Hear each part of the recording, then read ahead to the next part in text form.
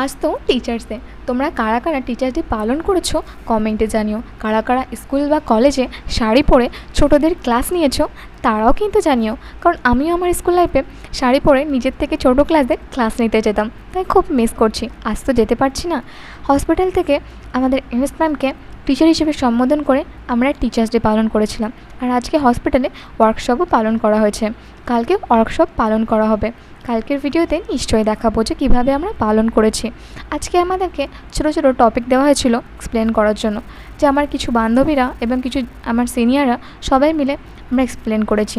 আমিও চেষ্টা করেছি যে আমাকে যে টপিকটা দেওয়া হয়েছে একটু এক্সপ্লেন করার। জানি না কতটা ভালো পড়িয়েছি, কেউ বুঝতে পেরেছি কিনা।